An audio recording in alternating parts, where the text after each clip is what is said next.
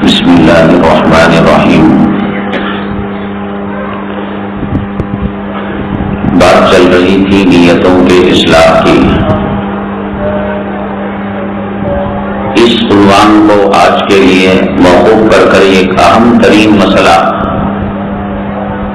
جو کل ہندوستانی مسلمانوں کے لیے امتحان، آزمائش اور ایک فتنے سے کم نہیں ہے۔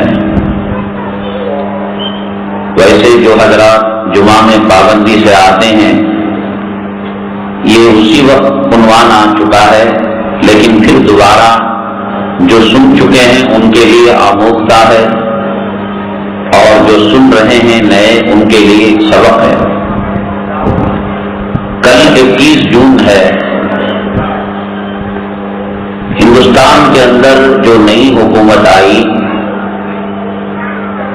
یہ اسی بنیاد پر آئی کہ اسلام اور مخالف لہر یہاں پر چلائی جائے گی۔ غیر مسلموں کو یہ کہہ کر مطمئن کیا گیا کہ یہاں ایک غیر اسلامی ریاست قائم کی جائے گی۔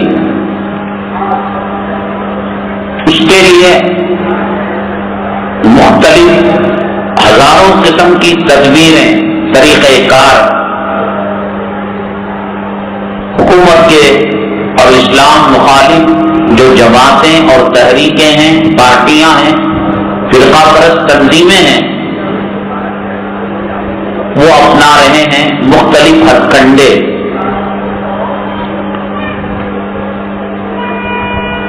کبھی تعلیم کے عنوان پر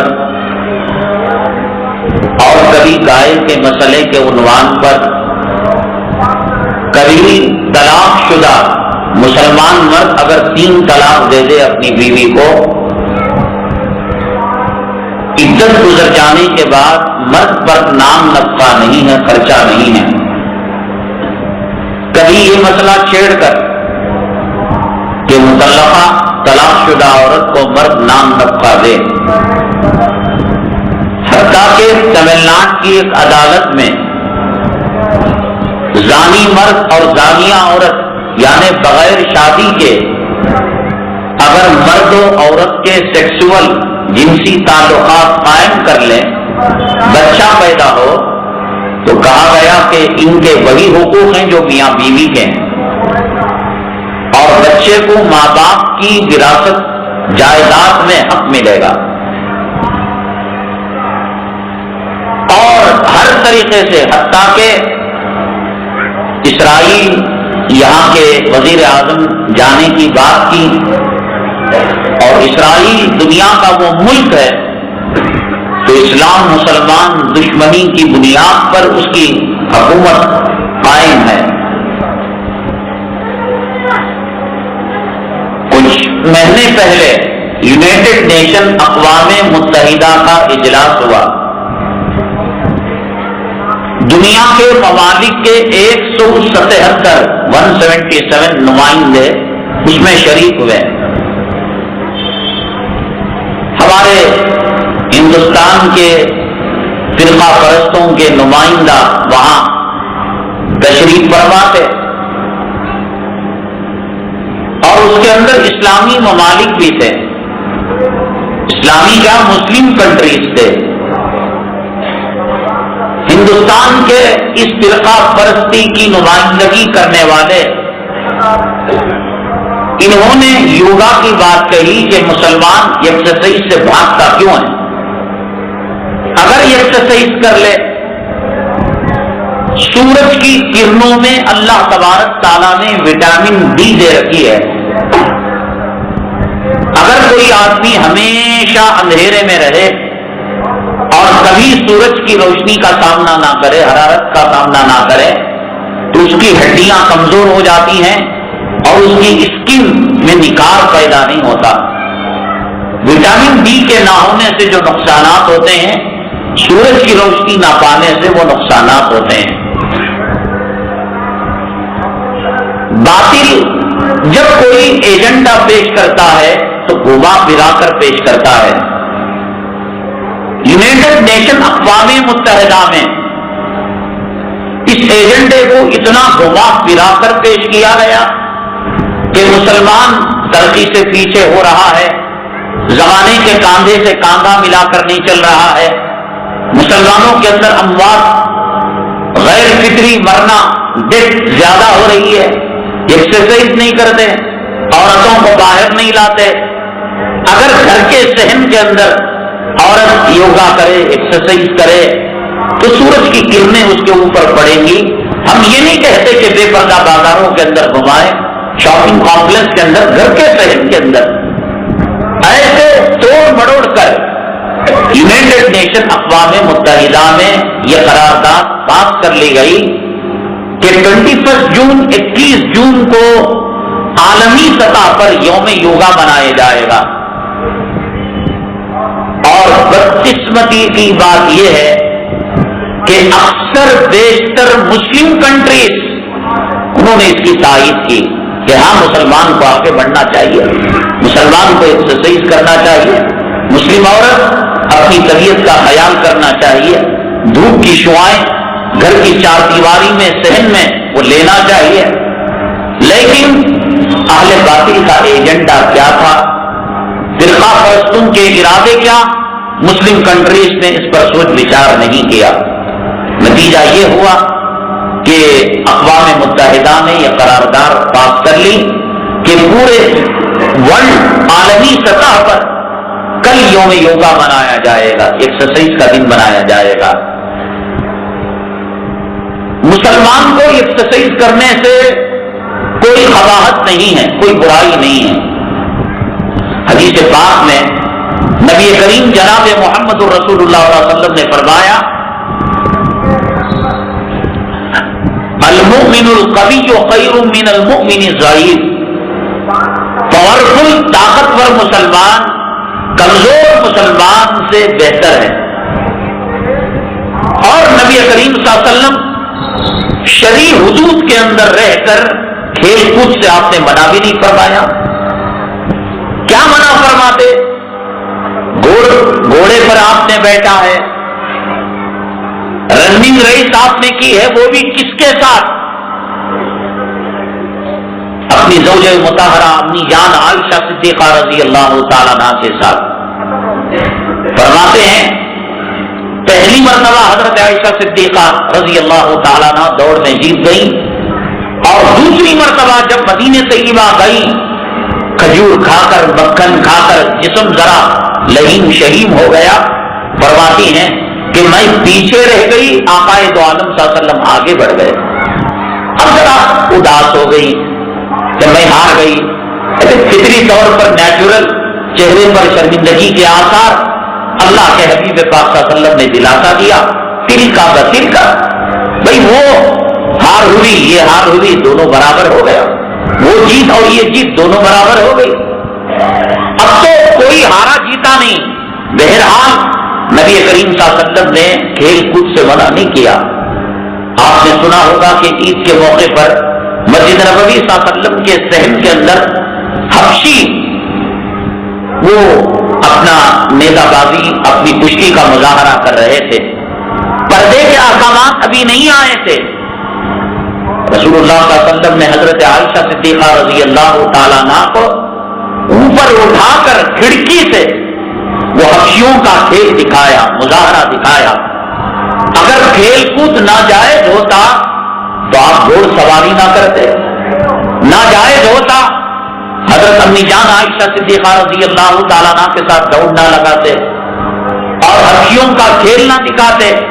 شریعت منع نہیں کرتی، شریعت خود کے تیمم کیوں رکھا گیا ہے بھائی؟ اس لیے رکھا گیا کہ آدمی اگر سردی کے زمانے میں ٹھنڈے پانی سے وضو کرے گا تو اس کا فیور، اس کا بخار بڑھ جائے گا، نزلہ بڑھ جائے گا۔ طبیعت کا شریعت خیال کرتی ہے۔ کھڑے ہو کر نماز نہیں پڑھ سکتے، بیٹھ کر پڑھو، بیٹھ کر نہیں پڑھ سکتے، لیٹ کر پڑھو، لیٹ کر نہیں پڑھ سکتے، اشارے سے پڑھو۔ شریعت یوں کہتی کہ کھڑ کر پڑھنا ہے پڑھو، ورنہ جاؤ مرو۔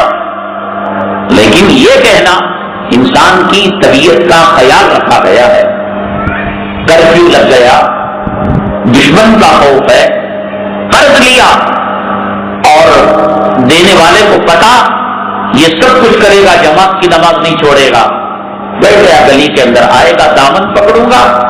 تو اگر جبر اور ڈر اور خوف ہے کہ وہ مجھے ظلم کرے گا، ستم کرے گا، حکم دیا گیا کہ نماز پڑھو، اپنے گھر میں جماعت کر کے پڑھ لو، دوسری مسجد میں چلے جاؤ. یہ سب کیا بتا رہے ہیں کہ اپنی طبیعت کا، کھانے کے بارے میں آداب، ہاتھ دھونے کا طریقہ، مسواک، یہ سب کیا ہے؟ صحت بنانے ہی کی تو چیزیں ہیں. ہم مسلمانوں کو یوگا ہے، ایکسرسائز ہے، اس سے کوئی انکار نہیں، لیکن فرقہ پرست جو تنظیمیں، طاقتیں، اسلام مسلمان دشمن جو قوتیں ہیں، وہ یہ چاہتی ہیں کہ مسلمان کے پاس توحید کا جو سرمایہ ہے وہ توحید کے سرمایے سے محروم ہو جائے. مسلمان کے پاس نماز نہیں ہے. کتنے لوگ نماز پڑھتے ہیں، کتنے لوگ داڑھی رکھتے ہیں، کتنے لوگ حلال و حرام کی تمیز کرتے ہیں، کتنی خواتین برقعے کا استعمال کرتی ہیں. ایک چیز ہے اللہ کی وحدانیت کا اقرار، وہ تمام لوگ کرتے ہیں. اس پر ڈاکہ ڈالنے کے لیے ایک نئی سوچ انہوں نے سوچی اور کہا کہ ایکسرسائز یوگا ایک ایکسرسائز کا نام نہیں ہے. جس طریقے سے مسلمانوں کے عقائد میں اور مسلمانوں کے اعمال میں حج ایک عمل ہے، نماز ایک عمل ہے، ایسے ہندو مت کی کتابوں کے اندر ایکسرسائز، سوریہ نمسکار، سورج کو دیوتا سمجھنا، سورج کو نفع کا مالک سمجھنا، سورج کو نقصان کا مالک سمجھنا ہندو دھرم کا ایک حصہ ہے. مسلمان کھیل کود سے بھاگ نہیں رہا ہے، مسلمان ایکسرسائز سے نہیں بھاگ رہا ہے. مسلمانوں کو علماء نے منع کیا، اس لیے منع کیا ہے یہ یوگا ایک ایکسرسائز کا نام دے کر اس میں سورج کی پوجا کرائی جاتی ہے. اور قرآن شریف کے اندر اللہ تبارک تعالیٰ نے فرمایا لا تعبدوا للشمس ولا للقمر واسجدوا للہ الذی خلقہن. اے لوگوں، نہ چاند کی پوجا کرو نہ سورج کی پوجا کرو، پوجا اس کی کرو جس نے ان دونوں کو پیدا کیا.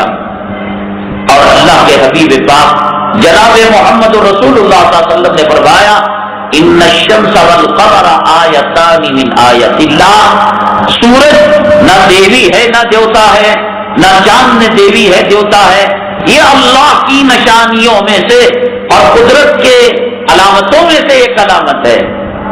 کل 21 جون کو بہت بڑا فتنہ اسلام مسلمان دشمن بالخصوص ہندوستان کے اندر قائم کرنے والے ہیں.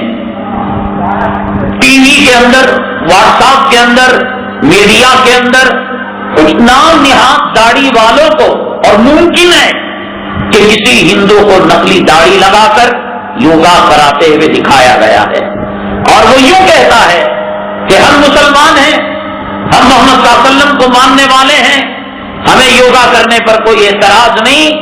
مسلمان یوگا کر جو ہندو دھرم کا ایک پارٹ ہے اور ہندو دھرم کا ایک حصہ ہے، اور جس کے اندر سوریہ نمسکار کیا جاتا ہے اور سورج کی پوجا کی جاتی ہے، مسلمان وہ کرنا تو دور کی بات اس کا تصور بھی نہیں کر سکتا.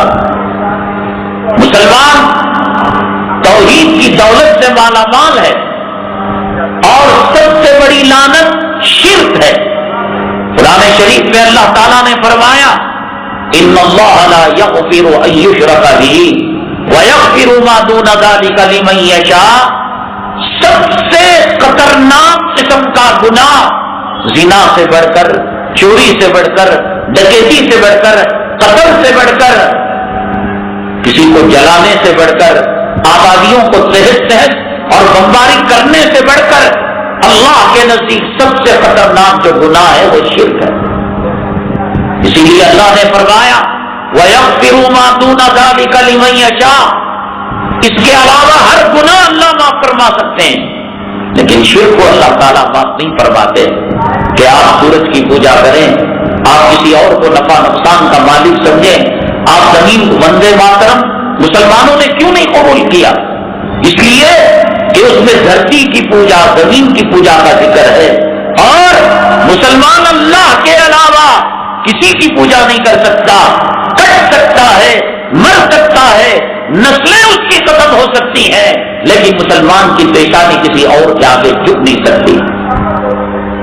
بڑی بدقسمتی کی بات یہ ہے، عالمی پیمانے پر کل 21 جون کو یوگا دیوس منایا جا رہا ہے، مسلسل واٹس ایپ کے اندر، SMS کے اندر پیغامات آ رہے ہیں، کسی قسم کے دھوکے میں نہ آئے۔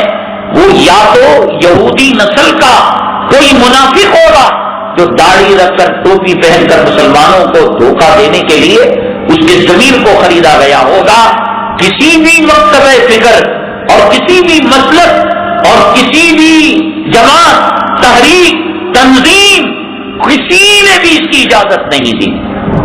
تو کلمہ طیبہ لا الہ الا اللہ محمد رسول اللہ صلی اللہ علیہ وسلم کا اقرار کرتا ہو، نہ شافی، نہ حنفی، نہ مالکی، نہ حنبلی، نہ دیوبندی، نہ بریلوی، آپ یہ نہ سمجھیں کسی مکتبہ فکر کا مسئلہ ہے، یہ مسئلہ کفر کا مسئلہ ہے، یہ مسئلہ شرک کا مسئلہ ہے، یہ مسئلہ مسلمانوں کی غیرت کو للکارنے کا ہے، یہ مسئلہ مسلمانوں کو مرتد بنانے کا ہے، یہ مسئلہ مسلمانوں کو ان کے دین سے پھیرنے کا ہے۔ کچھ ظالموں نے میڈیا سے یہ پیغام دیا کہ بھئی اگر یوگا کرے اور یوگا کے اندر اوم کہے، رام کا نام لے، لکشمن کا نام لے، تب نہ ہم کفر کا کام کریں گے، لیکن اگر ہم یوگا کریں، ہاتھ اٹھائیں، ایسے کریں ویسے کریں، اللہ اکبر کہیں، تو باپ بدماشوں نے یہ تدبیر دی بھئی یہ ہندو راج بننے جا رہا ہے، غیر مسلموں کی اکثریت والا ملک ہے، اب یوگا سے بھاگو گے، کہاں تک بھاگتے پھرو گے؟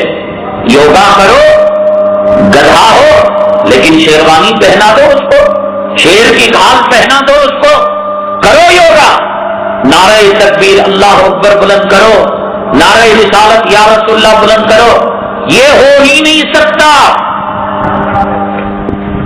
توحید کا عقیدہ لچکدار عقیدہ ہے۔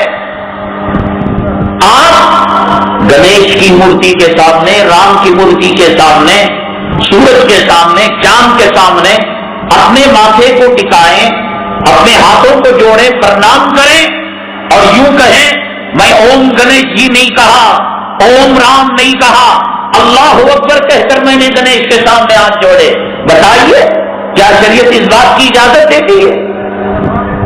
اگر ہندو نماز پڑھنا چاہے اور یوں کہے میں اللہ کی توحید کا اقرار نہیں کرتا، اللہ اکبر نہیں بولتا، او رام جی کہہ کر اللہ میں تکبیر تحریمہ مانتا، او لکشمن جی کہہ کر میں رکوع کے اندر جاتا ہوں، تو کیا نماز کے اندر یہ ارکان کے اندر یہ الفاظ بولنا کیا شریعت اس کی اجازت دیتی ہے؟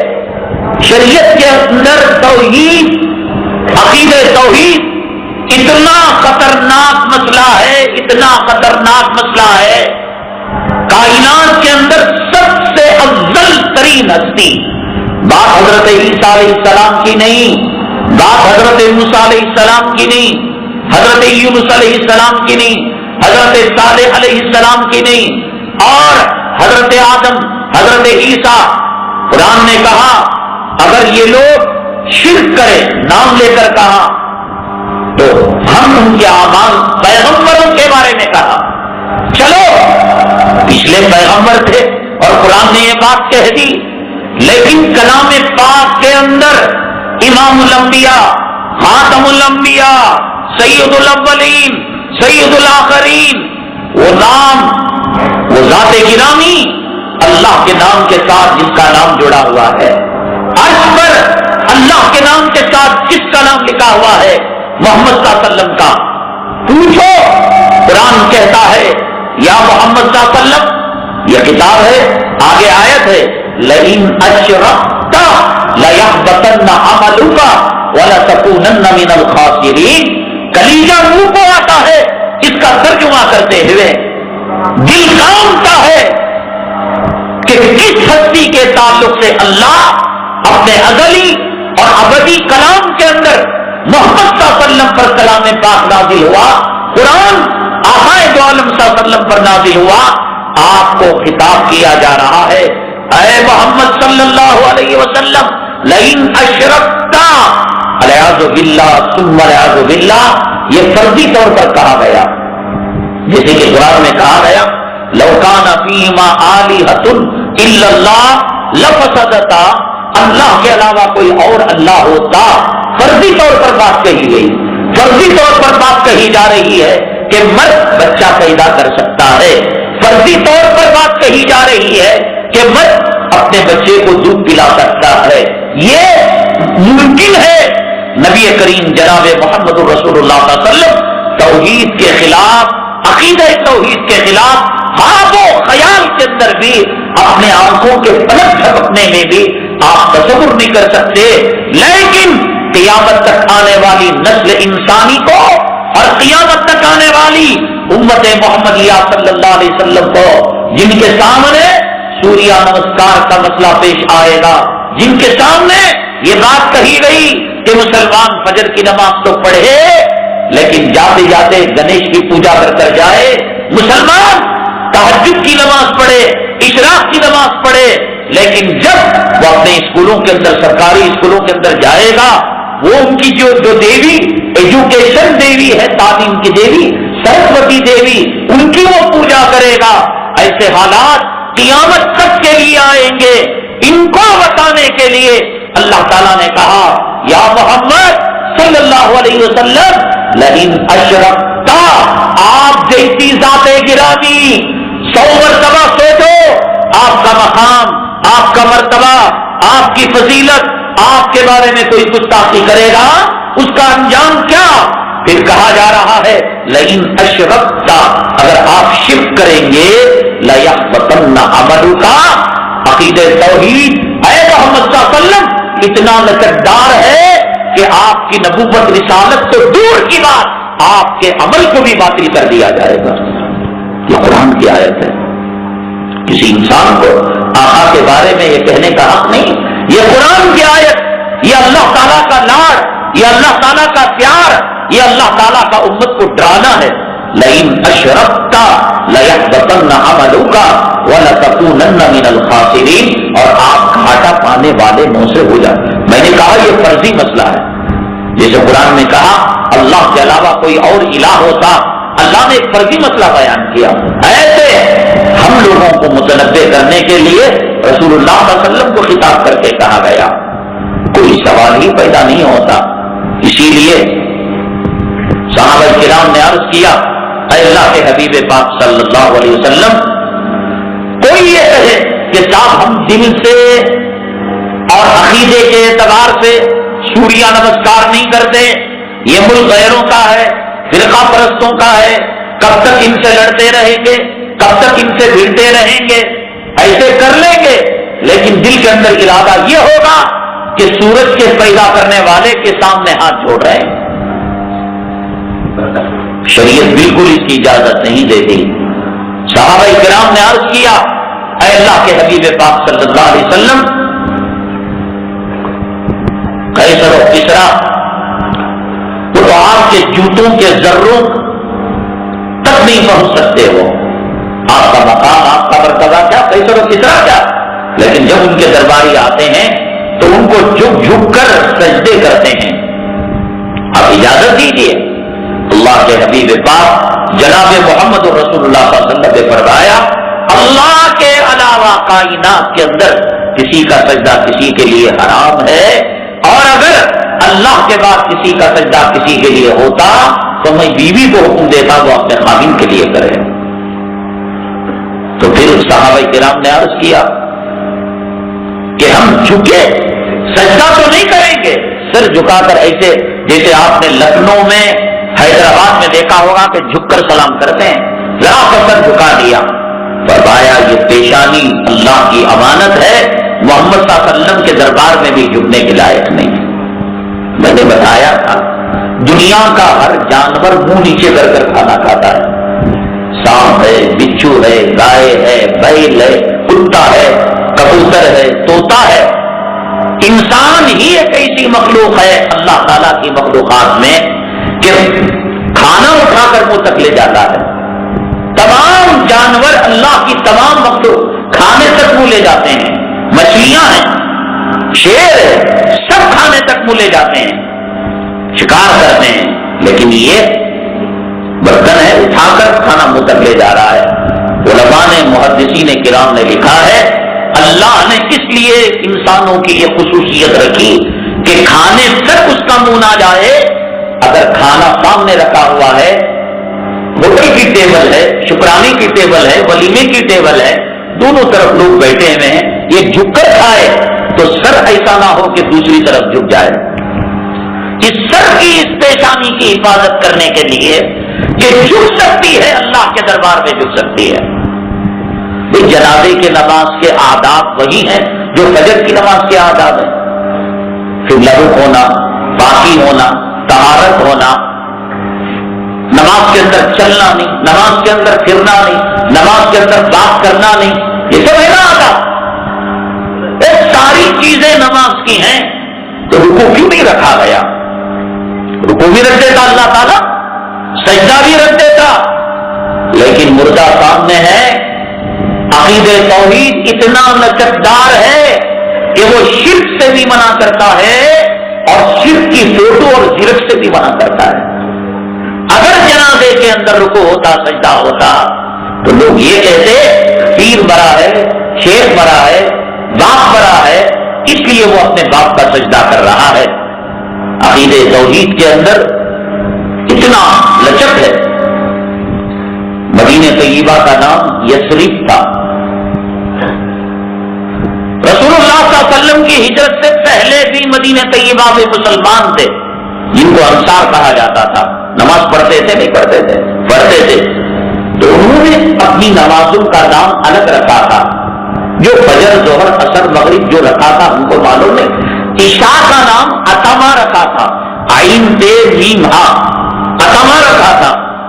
اور اس کے معنی وہی ہیں جو ملتے جلتے ہیں عشاء کی نماز کے. رسول اللہ صلی اللہ علیہ وسلم جب ہجرت کر کے گئے تو آپ نے فرمایا کہ آج کے بعد عشاء کا نام اتما نہیں رکھا جائے گا، اس لیے کہ ایک معنی کہیں جا کر یہود و نصارہ کے ڈکشنری سے ٹکرا رہے ہیں. یثرب یہ اسلامی اصطلاح، اسلامی کنٹری کے نام کے مخالف نام ہے. آپ نے کہا صحابہ اس کا نام ہے، طیبہ اس کا نام ہے، طوبہ اس کا نام ہے، مدینہ اس کا نام ہے، مبارکہ اس قطر خبردار یثرب نہیں پکار سکتا. غیروں کی مشابہت میں عقیدہ اتنا لچکدار ہے، غیروں سے ملتے جلتے الفاظ کا استعمال شریعت کے اندر اس کو داخل ہونے سے منع کیا گیا. اتما کو داخل ہونے نہیں دیا گیا، یثرب کو داخل ہونے نہیں دیا گیا. تو جو عقید توحید، جو اسلام کی اساس، بنیاد اور فاؤنڈیشن کی پہلی پتھر ہے، اس کے اندر سوریہ نمسکار کی اجازت دی جائے گی. کل خدا نہ کرے کوئی فتنہ. بہتر یہ ہے، علماء نے لکھا ہے، حدیث پاک میں آیا ہے، فتنوں کے زمانے میں، فتنوں کے اوقات میں مسلمانوں کو چاہیے کہ وہ اپنے گھر کی چٹائی بن جائے، اپنے کاروبار کو ممکن ہو آگے پیچھے کریں، گھومنا پھرنا بند کریں، اپنے بچے نوجوانوں کو باہر بھیجنا بند کریں. بہرحال یہاں تو غیر وہ فرقہ پرست طاقت جو مرکز میں ہے وہ تو ہے نہیں، لیکن پھر بھی پتہ نہیں کیا نہیں کہا جا سکتا کہ کون سی چنگاری کب شعلہ بن جائے.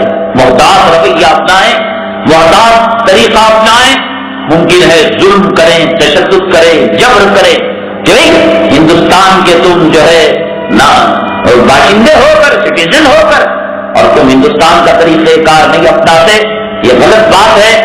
اور مسلمان اپنے عقیدے کی حفاظت کریں. اور ایک سرمایہ، ایک دولت مسلمانوں کے پاس جو باقی رہ گئی ہے وہ توحید کی دولت ہے، اور وہ یہ چاہتے ہیں اس توحید کے سرمایہ سے بھی وہ محروم ہو جائیں، اور اس کے لیے مختلف سازشیں، مختلف تدبیریں وہ کر چکے ہیں. اللہ کا کرم، اللہ کا احسان ہے جناب محمد رسول اللہ صلی اللہ علیہ وسلم کے خلفاء، آپ کے نائبین اور آپ کے وارثین، ان کی مکمل نگاہ ان فتنوں پر ہے۔ وہ جانتے ہیں کہ کس طریقے سے چور دروازوں سے اسلامی عقائد پر وہ حملے کر رہے ہیں، مسلمانوں کو آج ہندو راشٹر بنانے کا طرف جو پہل ہے، ہندو راشٹر کی طرف جو قدم بڑھ رہے ہیں، ان قدموں میں سے قدم ہے آج کہیں گے اللہ اکبر کر کر ایسے کر لو، اللہ اکبر کر کر ہاتھ اٹھا لو، اللہ اکبر کہہ کر پیر چوڑے کر لو، پھر اس کے بعد وہ اعتراض کریں گے ہمارے ساتھ اگر آپ کو یوگا کرنا ہے، ہمارے ساتھ ایکسرسائز کرنا ہے تو ہمارے جو بول ہے وہ بولنے پڑیں گے۔ تو یہ قریب کرنے کے لیے، اور دوسرا ایکسرسائز کے لیے فٹنس ٹیسٹ ہوتا ہے، ان کے جوتے الگ ہوتے ہیں۔ مسلم عورت کی جو سرمایہ ہے وہ شرم و حیا ہے۔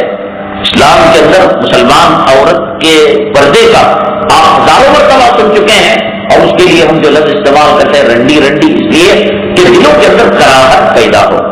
عورت کا جو سرمایہ، عورت کی جو مایا، عورت کی جو جان ہے وہ اس کی شرم و حیا ہے۔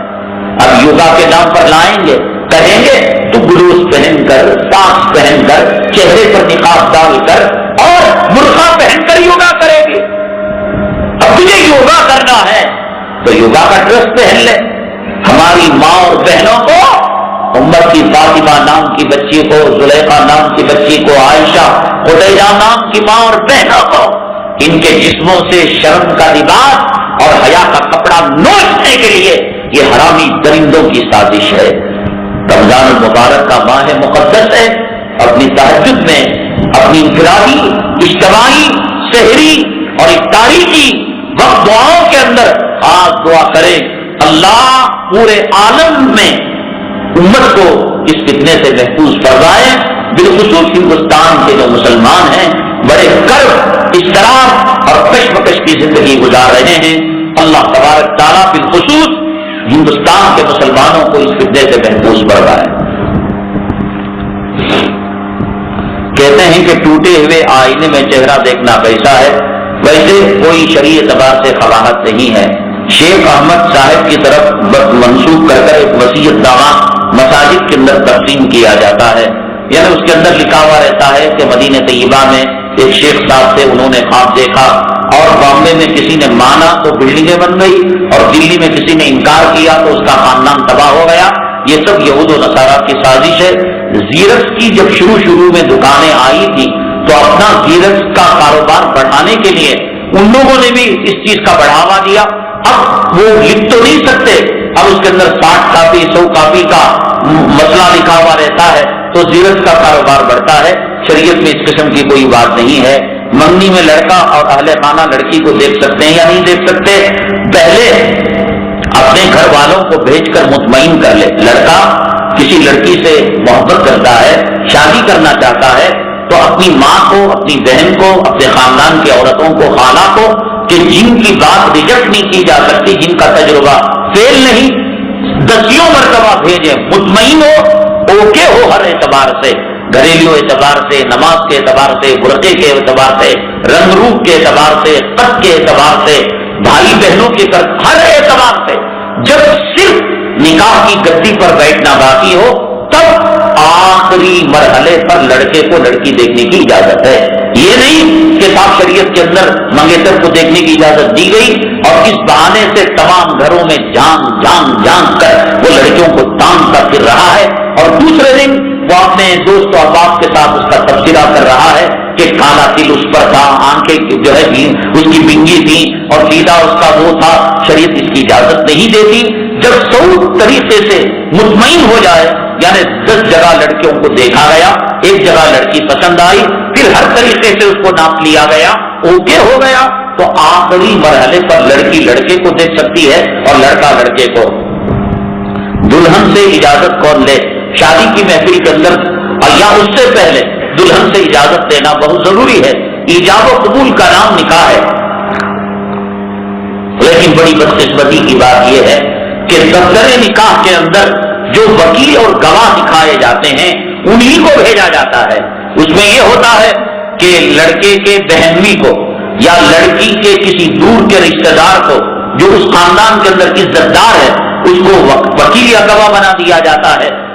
لڑکی کے جو محرم ہیں یعنی جن کو دیکھنا جائز ہے وہی لوگ جا کر اجازت لیں، کوئی ضروری نہیں کہ وکیل گواہی جا کر اجازت لیں، اجازت محرم جا کر لیں، ماما جا کر لیں، دادا جا کر لیں، نانا جا کر لیں، چچا جا کر لیں، جن سے شادی کبھی لڑکی کی ہونا حرام ہے، دادا سے، چاچا سے، ماما سے، بھائی سے، جن سے نکاح حرام ہے وہ جا کر اجازت لیں۔ یہ جو گواہ اور یہ وکیل جو ہیں یہ محفل نکاح کے اور گواہوں کے جا کر پوچھ کر آنے کے ہیں، وہ اس بات پر مکلف نہیں ہیں کہ جن کا نام لکھا گیا وہی جا کر لڑکیوں عورتوں کے کھلے مجمع میں گھس جائیں، اسے تان کر دیکھیں، اسے جھانک کر دیکھیں، اور اس کے بعد وہ بیچاری لڑکی دلہن روتی ہی نہیں رہے اور کوئی اس کی ٹھڈی کو اٹھا دے اور کوئی اس سے باتیں کریں۔ شریعت بالکل اجازت نہیں دیتی۔ اجازت لینے کے لیے محرم پر جن سے لڑکی کا نکاح کرنا حرام ہے انہی کو بھیجا جائے، اور کوشش یہ کریں کہ وکیل گواہ جو دفتر نکاح کے اندر لکھاتے ہیں آپ محرم ہی کو لکھائیں، اور اگر نہیں کسی کو عزت دینے کے لیے لکھایا ہے تو وہ ضروری نہیں کہ وہی جا کر اجازت لیں، وہ محرم کو بھیجیں اور یہ شادی خانے تک جائیں، لیکن عورتوں سے اوٹ میں پردے میں رہ کر یہ محرم کو بھیج کر اجازت حاصل کر لیں۔ تلاوت قرآن کے وقت سلام کرنا کیسا ہے؟ نہیں کرنا چاہیے، اور اگر کوئی کرتا ہے تو تلاوت کرنے والے کو اختیار ہے کہ اپنی تلاوت کو روک کر وہ جواب بھی دے سکتا ہے یا اپنی تلاوت کو آگے بھی بڑھا سکتا ہے۔ الحمدللہ رب العالمین والصلاة والسلام علی سید المرسلین وعلی آلہ وصحبہ اجمعین۔ اللہم انفعنا بما علمتنا وعلمنا ما ينفعنا وزدنا علما۔ سبحان ربک رب العزة عما یصفون وسلام علی المرسلین والحمد للہ رب العالمین۔